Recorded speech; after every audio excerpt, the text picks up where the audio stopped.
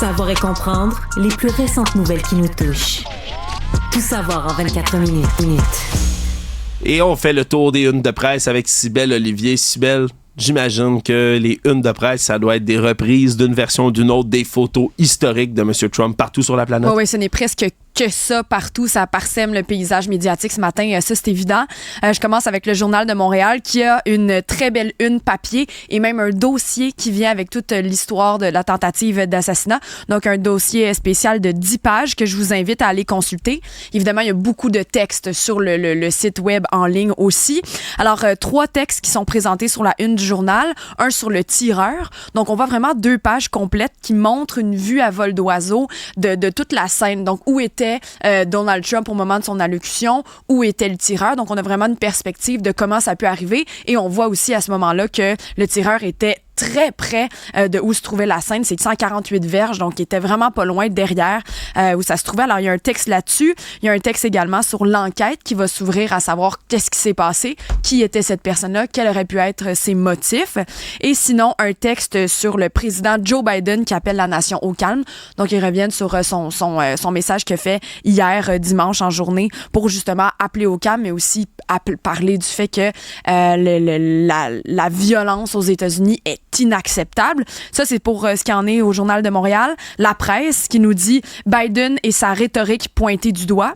Donc, Richard Etu qui signe le texte qui nous dit en fait qu'il y a un gouffre qui se crée aux États-Unis entre démocrates et républicains encore plus grand maintenant et que maintenant, avec la situation qui vient de se passer, la tentative d'assassinat, il y a beaucoup de républicains qui pointent du doigt Joe Biden en disant que certaines de ses citations ou certains de ses dires pourraient amener à la haine. Il cite une phrase en particulier que M. Biden avait dit, le président avait dit récemment, je vous le cite, « Il est temps de mettre Trump dans le centre noir de la cible ». Et là, c'est une phrase qui a été reprise et reprise plusieurs fois. Ouais. Et donc, elle a pointé du doigt. In the crosshairs, c'est sûr, c'est dans la ligne de mire, si on veut, comme traduction. C'est sûr que c'est une expression, là. C'est une manière de parler, c'est une manière de dire, mais c'est sûr, ça rappelle. S'empare de ça. Ben oui, ça rappelle la cible d'un fusil.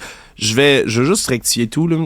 La rhétorique qu'on dit que les démocrates mènent, puis de traiter Donald Trump de fasciste, puis tout ça, est vrai, pas vrai, là. C'est une demi-vérité dans le sens où Donald Trump affirme qu'il va bafouer la démocratie du mieux qu'il peut.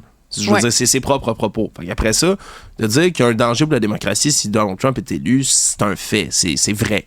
C'est juste vrai. Après ça, je veux dire, on prend ses propres propos, on le cite, lui. S'il est pas content qu'il dise autre chose. Après ça, est-ce que ça peut être répréhensible? Est-ce que ça peut mener quelqu'un à vouloir tuer Donald Trump? Je comprends. Plus tu répètes ça, puis tu dis c'est un danger, c'est un danger, c'est un danger, c'est un danger, est-ce que ça peut donner le goût à quelqu'un de le faire? Peut-être. Mm-hmm.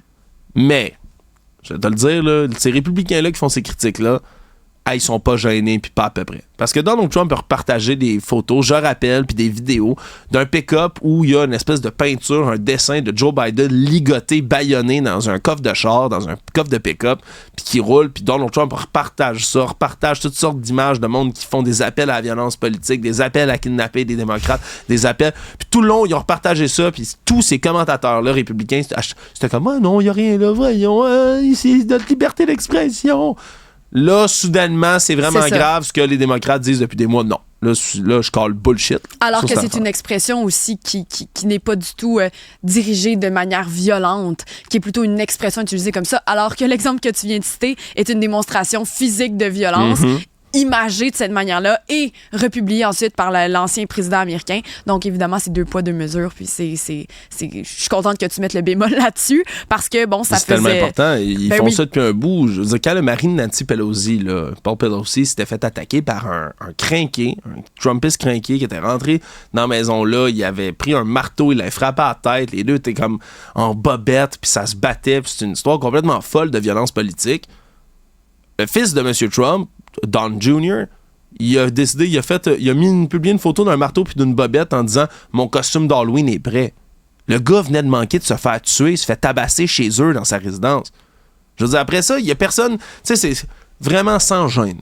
Sans gêne pour certains républicains là, de se lancer là-dedans. Surtout quand on voit l'attitude en ce moment généralisée du côté des démocrates, c'est de dire non à la violence, on refuse que ça arrive à M. Trump comme ça pourrait arriver à n'importe qui.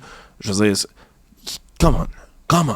C'est vraiment ça que j'ai le goût de dire dans ces situations-là. C'est plate, mais faut faire ce rappel-là quand même qui est assez important. Oui, c'est ça. Donc, dans ce texte-là, en fait, dans la presse, c'est ce qu'il mentionne, c'est de voir que ce côté-là républicain s'empare de phrases ou s'empare de certaines citations comme ça pour vraiment venir mettre l'écart, puis le creuser encore plus, puis essayer de créer une distance, puis créer la zizanie entre les deux. C'est ce qui nous souligne un petit peu. Du côté du devoir, cette fois-ci, le titre « Les Américains appelés à s'unir ». Encore une fois, on fait référence au discours de Joe Biden, mais aussi, en général, au calme qui est appelé à être sur la nation américaine en lien avec la tentative d'assassinat. Et le National Post aussi, qui dit...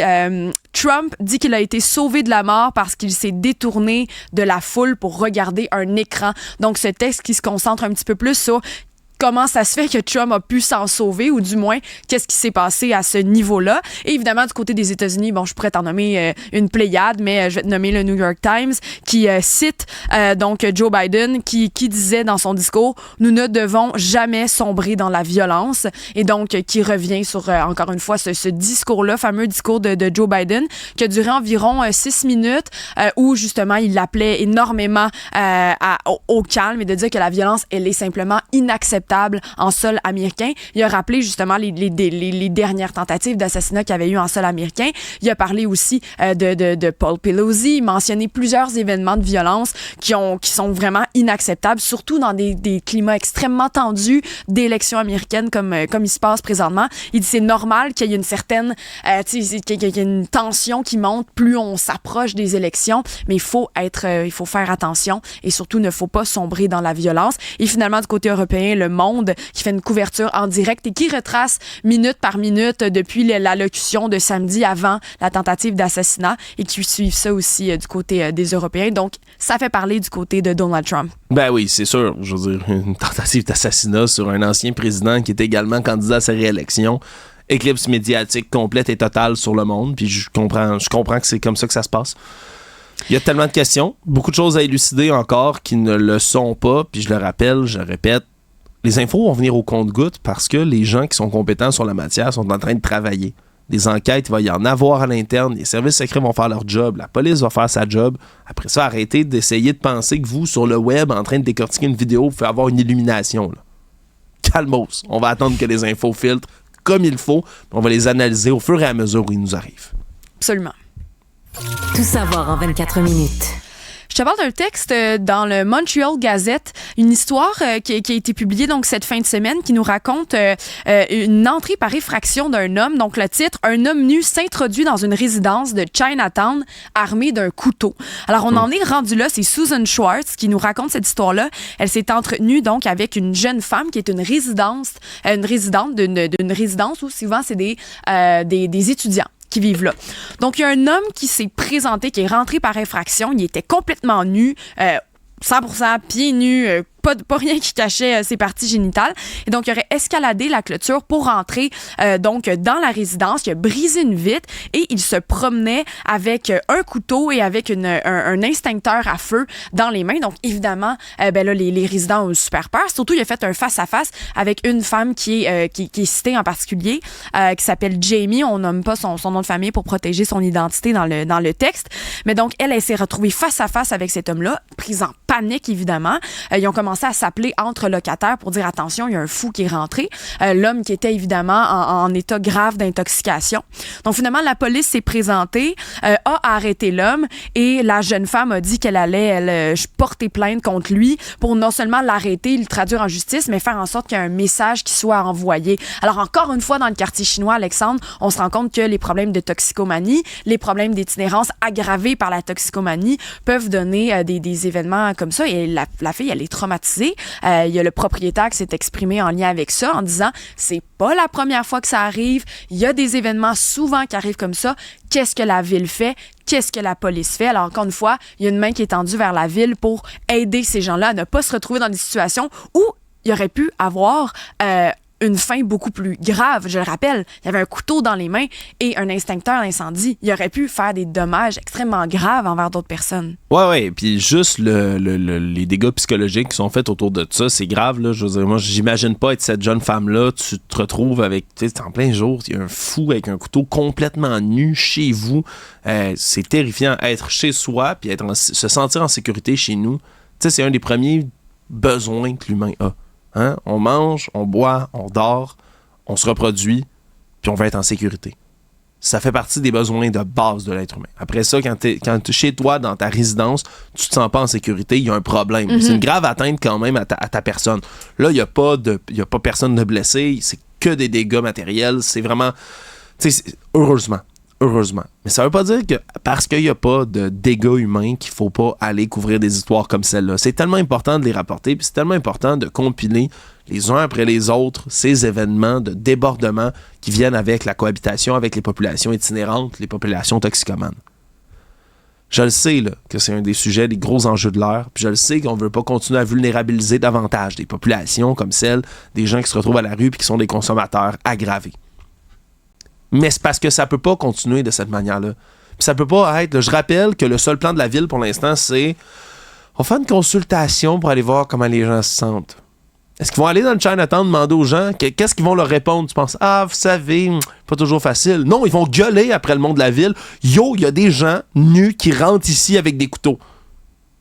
Tu sais, je veux dire, qu'est-ce que tu vas aller consulter? On le sait, c'est quoi le problème. Là. Je me reforche encore contre l'administration Plante, je m'excuse, mais arrête. C'est quoi ce plan-là d'aller consulter? On s'en fout. On le sait tout ce qui se passe.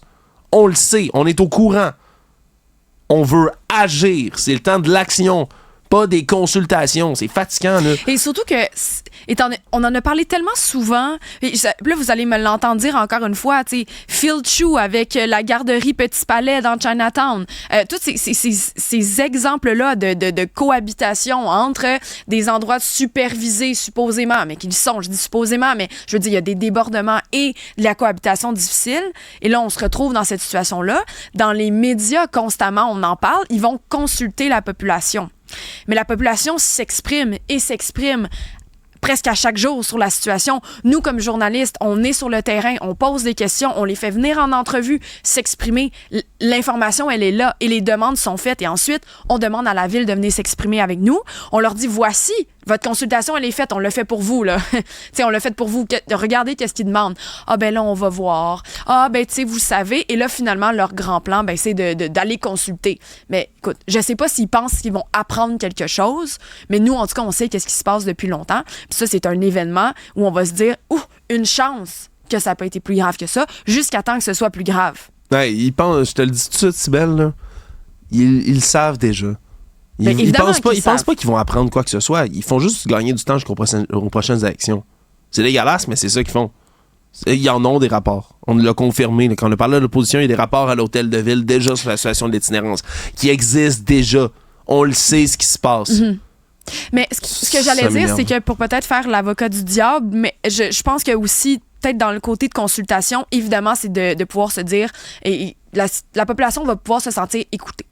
Je pense que quand directement tu as quelqu'un devant toi, puis là, tu es capable un peu, entre guillemets, de lui péter ta coche directement, il y a un certain soulagement. Et aussi, d'un autre côté, de pouvoir donner des attentes réalistes. Parce que si moi, je dis, je veux plus jamais que ça arrive chez moi, clôture barricadée, les policiers alentours, et que je t'exprime mes besoins, qui sont peut-être entre guillemets, démesuré étant donné la capacité policière ou la capacité de réaction, c'est peut-être aussi là que c'est pertinent de faire une consultation. Comme ça, on est capable de se faire dire en pleine face, écoute, tes attentes sont pas réalistes, mais je vais faire ça ou ça ou ça. Fait que je pense que pour leur redonner la médaille, ça pourrait être pertinent, ou ça va l'être, du moins, je pense pas que ça va être inutile, mais ça réglera clairement pas le problème. Mais c'est ça, là, c'est parce qu'on veut avancer vers une solution.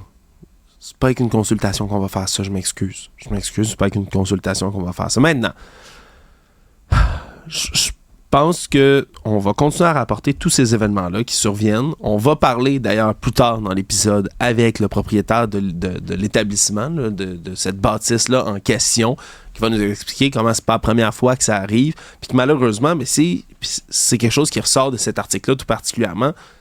C'est une population là, tellement vulnérable, mais qui, une fois qu'elle est arrêtée, par exemple, pour des délits comme celle-là, va juste se remettre dans la rue. Dans un procès, OK. Ah, ben, criminellement non responsable, troubles mentaux. D'accord, on le retourne dans la rue. Mais il va recommencer. Ces gens-là, s'ils sont pas pris en charge, ils vont recommencer. C'est évident.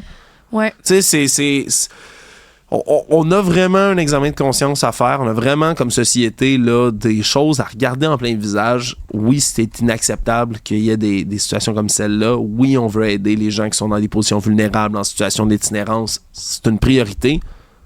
Mais il va falloir commencer à agir. Il va falloir commencer à prendre des actions concrètes, des plans. Hey, au pire, on va se tromper. Mais c'est ça le propre de l'être humain. On va essayer des affaires, ça marchera pas, on essaiera autre chose, jusqu'à ce que ça fonctionne. Ouais. Mais de rien faire, parce que je m'excuse, consulter, c'est rien faire. C'est pas une solution à quoi que ce soit. Je m'excuse. Moi, je me sens... Tu sais quoi, Sybelle? Je le dis, là, pis c'est même pas pour essayer de faire une espèce de stunt à radio, là. C'est pas parce que j'ai envie de faire mousser quoi que ce soit ou de faire un beau segment qui frappe, là. J'ai jasé avec ma blonde. On est à l'âge où on commence à parler d'avoir des enfants. C'est un projet, évidemment, qui s'en vient dans nos vies éventuellement.